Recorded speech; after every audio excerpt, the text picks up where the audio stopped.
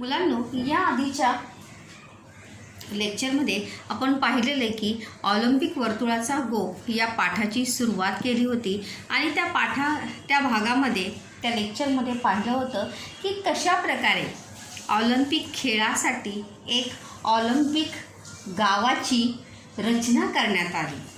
तर त्या ऑलिम्पिक गावाचं स्वरूप कसं होतं, प्रश्नसुद्धा आहे ऑलिम्पिक गावाचं स्वरूप, आणि त्याची उत्तरे जी आहेत जवळजवळ 5-6 त्याची उत्तरं आहेत।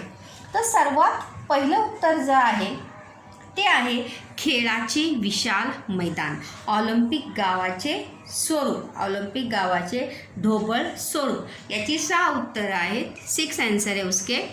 चौकट पूर्ण करामध्ये खेळाचे विशाल मैदान, विशाल म्हणजे मोठे, खेळ का समानार्थी शब्द होगा क्रीडा। त्या भोवतालचे प्रचंड प्रेक्षागार, हे सुद्धा त्याचंच उत्तर आहे। त्या भोवतालचे मतलब उसके आसपास का सबसे बड़ा थिएटर, प्रेक्षागृह यानी थिएटर, प्रेक्षागार यानी जेथे प्रेक्षक खेळ पाहण्यासाठी बसू शकतील अशी जागा। रहदारीसाठी मुद्दाम बांधलेल्या अनेक सडका, सडक याने रस्ता, त्याचा समानार्थी शब्द काय आहे, सडकचा रस्ता, मार्ग। मुद्दाम मतलब व्यवस्था की गई थी, रहदारीसाठी मतलब आने जाने के लिए लोगों को आने जाने में कोई परेशानी ना हो या ट्रैफिक की कोई मुश्किलें निर्माण ना हो, यासाठी अनेक सड़का मतलब उस समय के लिए वहाँ पर व्यवस्था की गई होती। लोह मार्ग, रेल्वे की व्यवस्था थी। पुरुष व स्त्री खेळाडू यांच्या निवासासाठी बांधलेल्या असंख्य खोल्या असलेल्या इमारती। और जैसे कि मैंने बताया था कि ऑलिम्पिक खेळाच्या स्पर्धेमध्ये आपल्या विश्वातील जे महाद्वीपातील सर्व देशातील स्पर्धक जे आहे वहाँ पर सहभागी होते हैं। और इसके पहले भी हमने देखा था कि जवळ किती स्पर्धक सहभागी होतात, 3-4 हजार जे स्पर्धक जे आहे स्त्री पुरुष मिळून जवळ 6000 असतात। किती असतात? 6000 स्पर्धक असतात, सिर्फ स्पर्धक। और वहाँ पर देखने आने वाले लोगों की संख्या तो जो है वहाँ पर अनगिनत है, जो हम काउंट कर सकते नहीं, अशी ती संख्या है। तो वहाँ पे उनके रहने की व्यवस्था के लिए त्यांना राहण्यासाठी सुद्धा याची व्यवस्था केलेली असते। त्यानंतर इमारती, वसतिगृह, हॉस्टेल्स, प्रेक्षकांच्या श्रमपरिहारासाठी, देखो आगे आया भी है कि प्रेक्षकांच्या श्रमपरिहारासाठी सुसज्ज अशी उपहारगृहे, हॉटेल, उपहारगृह म्हणजे हॉटेल, सुसज्ज मतलब सभी सुविधा से सज्ज किंवा परिपूर्ण अशा हॉटेलांची सुद्धा व्यवस्था तिथे केलेली असते। असे हे एक मोठे गावच असते। मानो उसे जब तक वो स्पर्धा कंपटीशन चालू रहते हैं या शुरू होता है तब तक एक गांव का स्वरूप ही उस जगह को प्राप्त होता है। यालाच काय म्हणतात? ऑलिम्पिक विलेज असे म्हणतात। और यही इस प्रश्न का उत्तर होता है। पहिलं उत्तर आहे खेळाचे मैदान, त्या भोवतालचे प्रेक्षागार। दुसरं रहदारीसाठी मुद्दाम बांधलेले अनेक सडका। तिसरं सडका, लोहमार्ग। त्यानंतर पुरुष व स्त्री खेळाडू यांच्या निवासासाठी बांधलेल्या असंख्य खोल्या असलेल्या इमारती, वसतिगृहे, प्रेक्षकांच्या श्रमपरिहारासाठी याने विश्राम करने के लिए सुसज्ज अशी विशाल उपहारगृहे यानी हॉटेल। और ऐसे एक गाव का निर्माण किया जाते आणि त्याला काय म्हणतात? Olympic village. हे एका प्रश्नाचं उत्तर। त्याच्या पुढे पाहूया आपण। ऑलिम्पिक विलेज वसवण्याची म्हणजे बसाने की या निर्माण करने की कल्पना इसवी सन 1956मध्ये मेलबोर्न येथे मांडण्यात आली. प्रश्नसुद्धा आहे की पहिलं ऑलिम्पिक विलेज कोठे वसले, तर कोठे वसले? मेलबोर्न. कोठे वसले होते? मेलबोर्न या शहरात वसले होते. आणि कोणत्या साली वसले होते? 1956 साली. पहिले ऑलिम्पिक विलेज तिथलेच, आणि पहिलं ऑलिम्पिक विलेज जे आहे ते काय आहे? तिथलेच आहे. ऑलिम्पिक सामने बघा,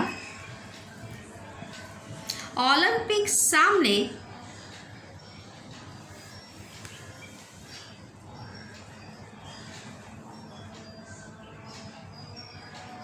ऑलिम्पिक सामने दर 4 वर्षांनी होतात. कितने साल के बाद होते ऑलिम्पिक सामने? दर 4 वर्षांनी. प्रश्न सुद्धा है कि ऑलिम्पिक सामन्याची, जैसे मैंने इसकी शुरुआत में ही बताया था कि या वर्षी ऑलिम्पिक सामने होणार होते, परंतु आपली विश्व की जैसी अभी परिस्थिति है उसके चलते देखकर ऑलिम्पिक सामने जे आहेत ते काय करण्यात आले होते? कॅन्सल करण्यात आले होते.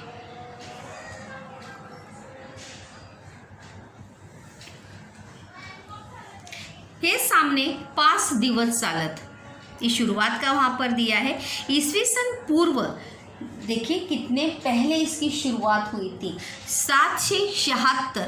मराठीमध्ये सुद्धा आपल्याला अंक जे आहेत ते बोलता आले पाहिजेत. काय आहे? इसवी सन पूर्व 776 साली झाले. याद रखिए, पहिले ऑलिम्पिक सामने कधी झाले? पहिले ऑलिम्पिक सामने कधी झाले? तर कधी झाले? इसवी सन पूर्व 776मध्ये झामने. सामने ये उसका क्या है? अनेक वचन आहे, आणि सामना हे त्याचं काय आहे? एक वचन आहे. पहिली नोंद ग्रीस देशाच्या इतिहासात सापडते. पहले उसकी शुरुआत कहाँ पर हुई थी? ग्रीस देशामध्ये याची नोंद, यानी इसके बारे में हमें जानकारी प्राप्त होती है. त्या स्पर्धेत यशस्वी होणाऱ्या, यशस्वी म्हणजे सफल होणाऱ्या खेळाडूंचा ऑलिव्ह बघा, ऑलिम्पिक हे नाव कसं पडलं हे यहाँ पर दिया आहे. ऑलिव्ह वृक्षाच्या, वृक्ष म्हणजे झाड, वृक्षाचा समानार्थी शब्द काय आहे? झाड.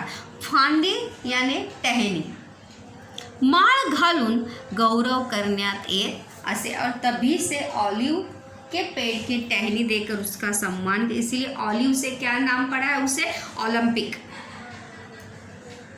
गौरव म्हणजे सम्मान. ग्रीस देशातील अनेक शहरे परस्परातील, म्हणजे परस्परामधील एकमेकातील भेदभाव विसरून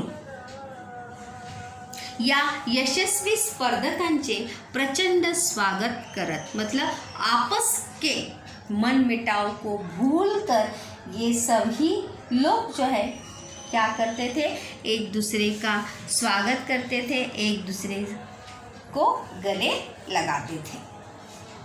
या सामन्यातील खेळाडूंना राष्ट्रीय सण समारंभाच्या वेळी मानाचे स्थान मिळत असे, और जो स्पर्धक इस कंपटीशन में विनर होता था, त्या उस स्पर्धक को वहाँ पर जब भी देश में या उस देश में अगर कोई राष्ट्रीय त्यौहार होता था, तो उस राष्ट्रीय त्यौहार में उसका क्या किया जाता था? मान सम्मान उसका किया जाता था. मानाचे म्हणजे महत्त्वाचे स्थान मिळत असे.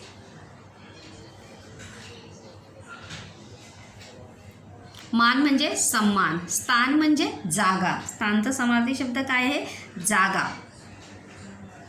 राष्ट्रीय म्हणजे संपूर्ण देशात, आणि सणचा समानार्थी शब्द काय होणार आहे? उत्सव.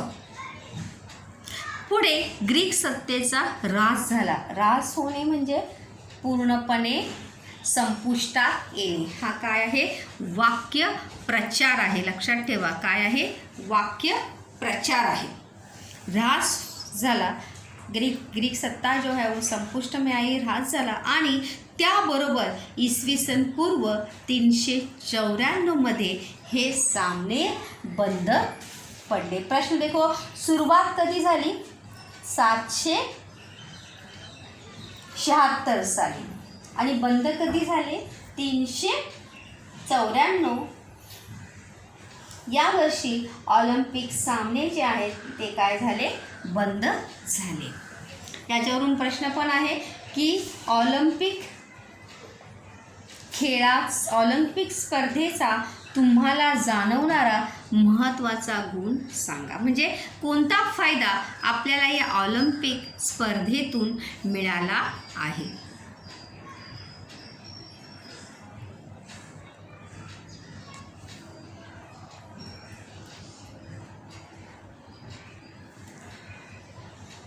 त्याच्या पुढे पहा, मैत्रीचा मंत्र सांगणाऱ्या या ऑलिम्पिक सामन्यांची त्यानंतर इसवी सन 1896 साली आधुनिक जगाला आठवण झाली.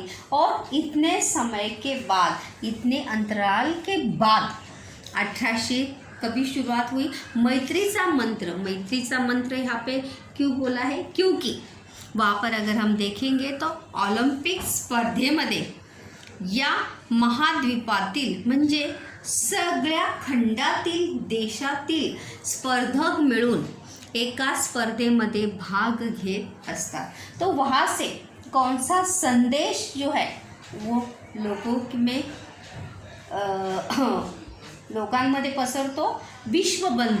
विश्वबंधुत्व म्हणजे या जगातील सर्व लोक जे आहेत ते आपले काय आहेत? बांधव आहेत. आणि प्रत्येकाचा आदर सन्मान आपण करायला पाहिजे किंवा प्रत्येकाचा आदर सन्मान आपण केला पाहिजे. आधुनिक जगाला आठवण झाली. त्या वर्षी फ्रान्स देशात, कोणत्या देशात बघा? फ्रान्स देशात एक ऑलिम्पिक काँग्रेस भरवण्यात आली. बघा कधी झाली? 1894 साली. कधी? 1894 साली ऑलिम्पिक काँग्रेस जी आहे ती भरवण्यात आली. प्रश्न पण आहे बघा की ऑलिम्पिक सामन्यांची सुरुवात किंवा ऑलिम्पिक काँग्रेस केव्हा भरवण्यात आली आणि कोणत्या देशात भरवण्यात आली? तर केव्हा भरवण्यात आली? 1894 साली. कधी भरवण्यात आली? 1894 साली. आणि कोठे भरवण्यात आली? फ्रान्स देशात. काय भरवण्यात आली? ऑलिम्पिक काँग्रेस. त्या काँग्रेसला अनेक राष्ट्रांचे प्रतिनिधी हजर होते. काँग्रेस यानी कोई पार्टी नहीं यहाँ पर. काँग्रेस यानी सभा, मीटिंग, जैसे अभी संयुक्त राष्ट्र संघ है त्याच प्रकारे त्या काँग्रेसला अनेक राष्ट्रांचे प्रतिनिधी हजर होते. और उस समिति में या उस सभा में, उस मीटिंग में हर एक देश के प्रतिनिधि को वहाँ पर निमंत्रित किया गया था आणि सर्व प्रतिनिधी रिप्रेझेंटेटिव्ह वहाँ पर उपस्थित थे. हजरचा ऑपोजिट शब्द, विरुद्धार्थी शब्द काय होणार आहे? हजर, गैरहजर. उपस्थित, अनुपस्थित.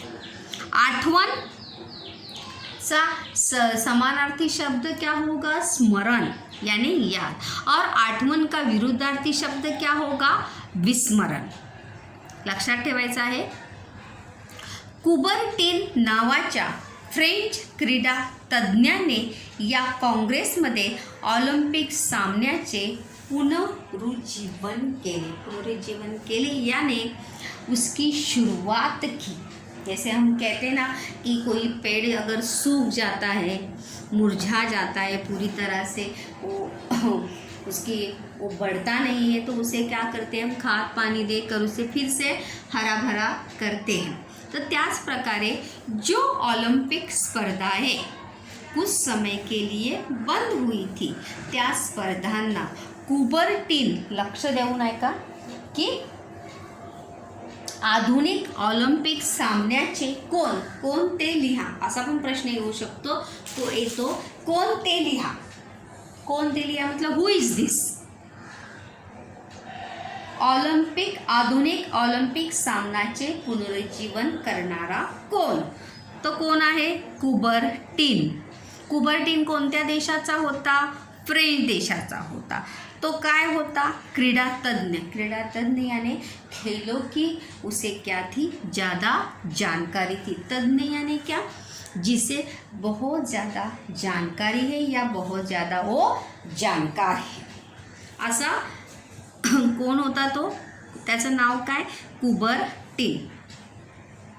या काँग्रेसमध्ये म्हणजे त्या सभेमध्ये ऑलिम्पिक सामन्यांचे पुनरुज्जीवन केले यानी उसे फिर से रिस्टार्ट कर दिया, फिर से उसकी शुरुआत जो है वो की गई कि आपण पुन्हा एकदा हम सभी को फिर से एक बार हम विश्व के जितने भी देश हैं उन सभी देशों को एकत्रित आकर काय करायला पाहिजे? आपल्याला पुन्हा एकदा एकत्र येऊन ऑलिम्पिक सामन्यांचे आयोजन करायला पाहिजे. ये बात जो है कुबर्टीन ने अपने जो कांग्रेस सभा उसने आयोजित की थी वहाँ पर उसने रखी और सभी देशों के प्रतिनिधि ने उसे क्या दी थी?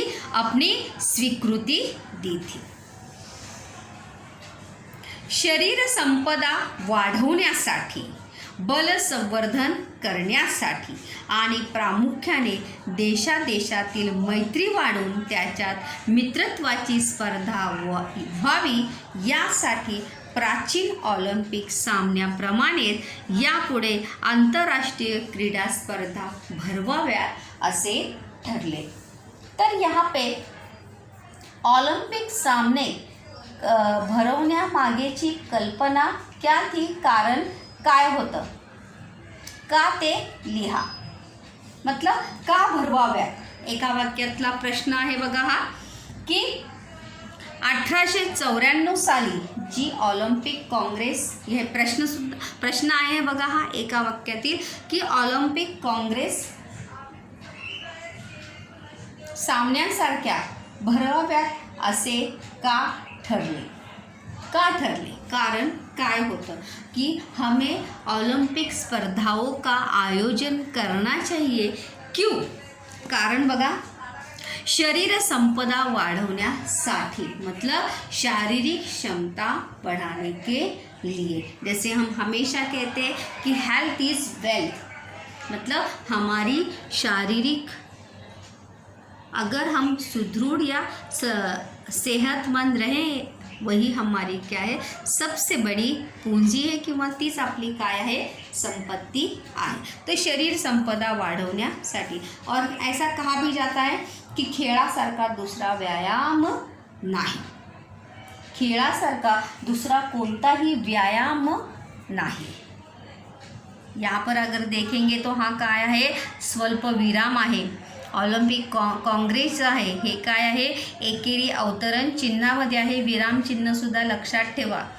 एकेरी अवतरण चिन्ह काय म्हणतात? इखरा नहीं. कुछ बच्चे जो है अभी टेस्ट में हिंदी में ही लिखे थे, इखरा नहीं. काय म्हणतात त्याला? एकेरी, एकेरी अवतरण चिन्ह. आणि कॉमाला काय म्हणतात? स्वल्प विराम. काय म्हणतात? स्वल्प विराम. तर का भरवाव्यात असे ठरले? शरीर संपदा वाढवण्यासाठी, हे पहिलं कारण. त्यानंतर बल संवर्धन करण्यासाठी, हमारी शक्ति संवर्धन यानी मनुष्य की शारीरिक क्षमता को बढ़ाने के लिए. बल संवर्धन मतलब मनुष्य के अंदर क्षमता तो होती है, लेकिन जब तक वो अपनी क्षमता दिखाएगा नहीं तब तक उसकी क्षमता जो है कभी भी बढ़ सकती नहीं. संवर्धन करण्यासाठी म्हणजे उसको और ज़्यादा बढ़ाने के लिए. बल म्हणजे काय रे? बल म्हणजे शक्ती. बल म्हणजे शक्ती आणि संवर्धन म्हणजे काय? त्याचा विकास करण्यासाठी.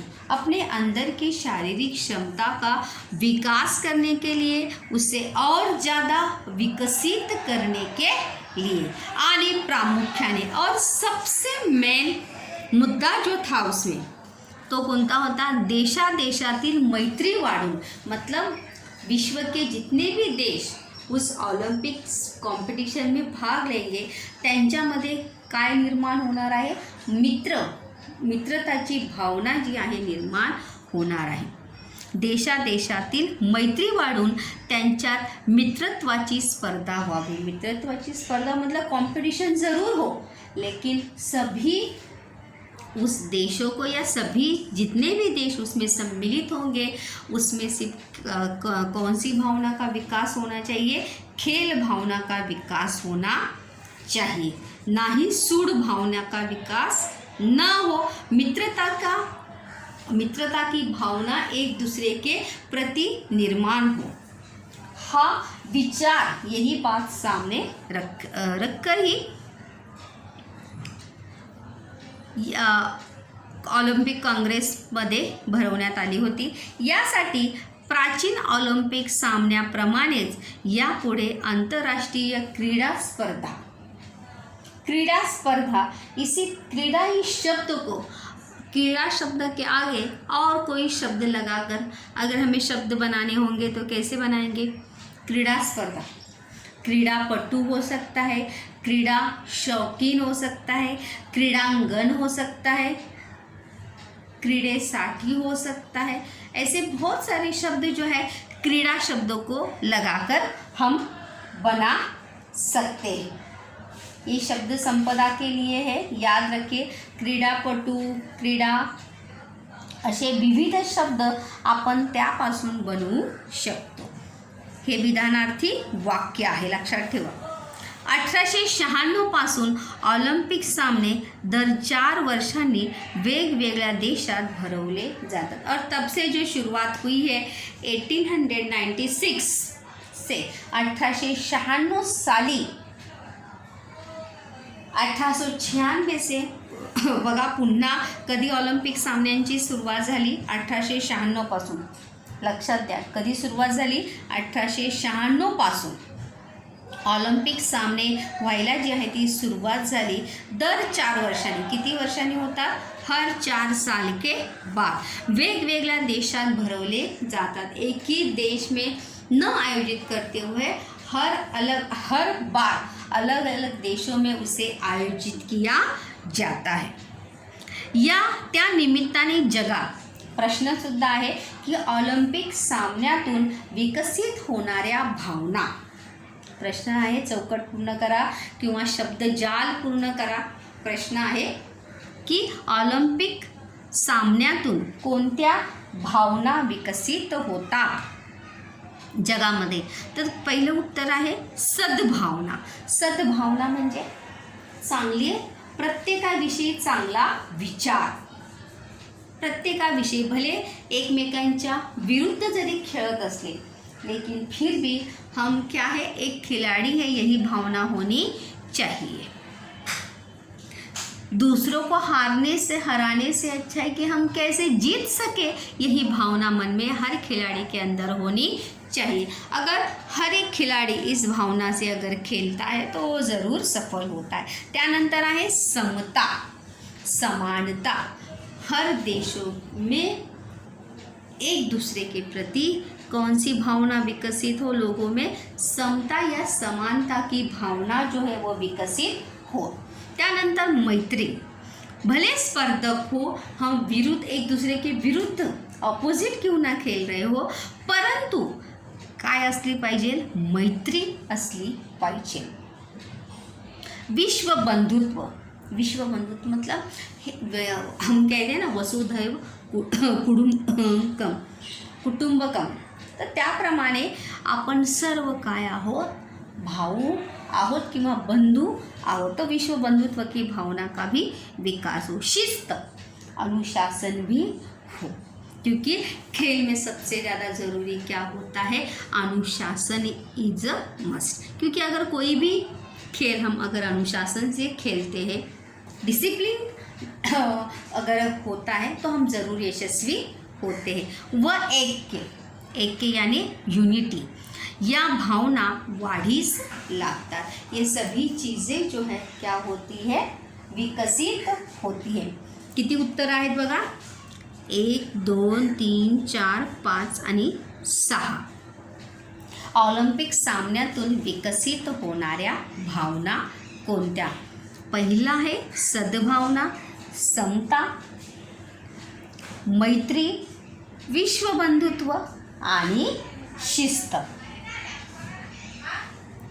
व ऐक्य. ऐक्य आणि युनिटी या भावना वाढीस लागतात.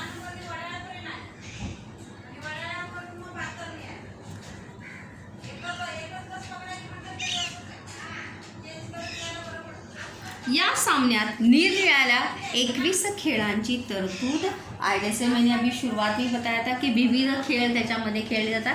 क्रिकेट वगैरह होता नहीं उसमें. तरतूद म्हणजे व्यवस्था. लक्षात ठेवा, तरतूदचा शब्द काय आहे? व्यवस्था. हे विधानार्थी वाक्य आहे. पुरुषांसाठी व स्त्रियांसाठी वेगवेगळे सामने होतात.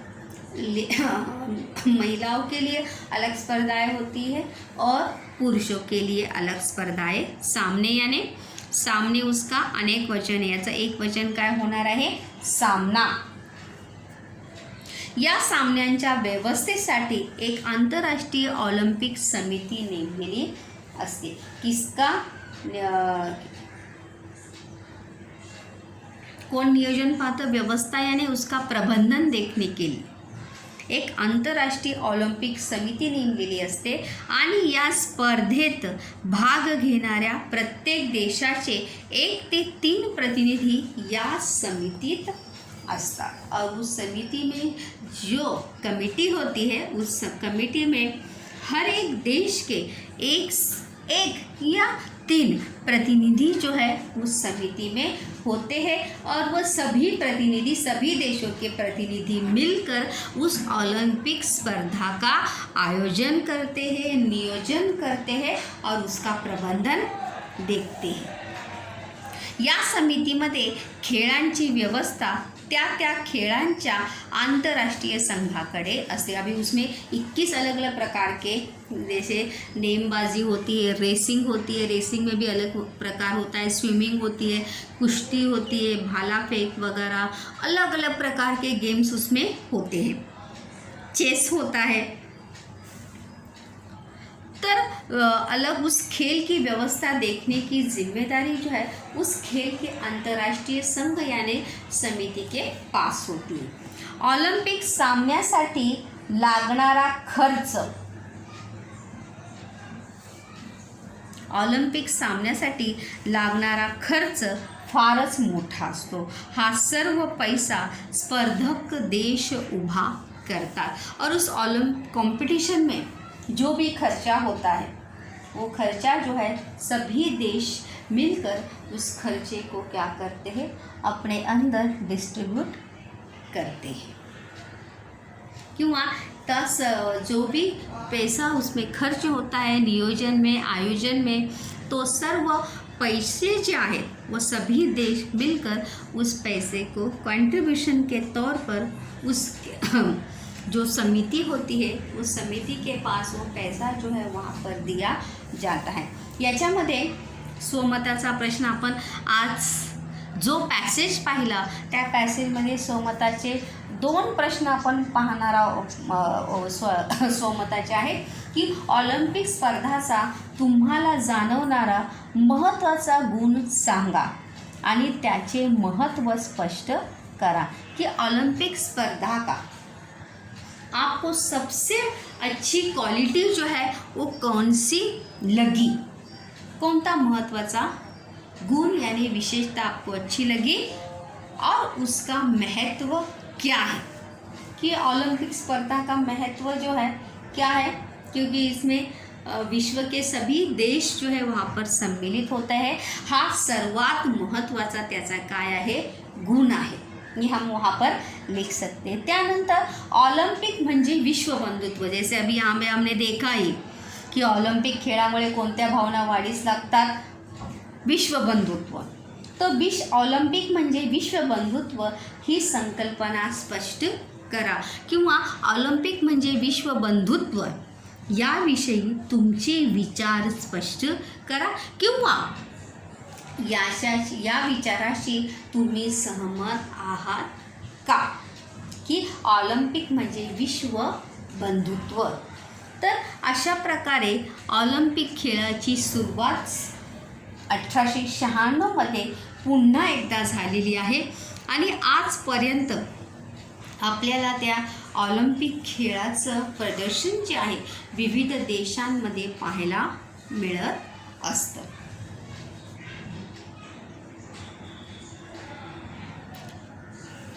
मुलांना लक्षात ठेवायचं आहे की याच्यामध्ये जितके प्रश्न व्याकरणाचे वगैरे सांगितलेले आहेत ते सर्व प्रश्न जे आहेत ती लक्षात ठेवायचे आहेत. विराम चिन्ह के भी मैंने यहाँ पर प्रश्न जो है वहाँ पर एग्जाम्पल आपको बताए, वाक्य के प्रकार भी वहाँ पर बताए. इसमें तो ज़्यादा से करके कौन से वाक्य आए हैं, इसमें विधानार्थी वाक्य ही ज़्यादातर कर इस पैसेज में आए थे. कारण की जैसे कि हमने वाक्य प्रकार पढ़ते समय मैंने बताया भी था आपको की आपण बोलताना आणि लिहिताना जास्तीत जास्त कोणत्या वाक्याचा उपयोग करतो, विधानार्थी वाक्याचा उपयोग करतो. जोपर्यंत आपल्याला कोणती माहिती मिळवायची नाही तोपर्यंत आपण प्रश्न विचारत नाही. तो इसलिए ज़्यादा से ज़्यादा ह्यामध्ये कोणते वाक्य आलेले आहेत, विधानार्थी वाक्य यामध्ये आलेले आहेत.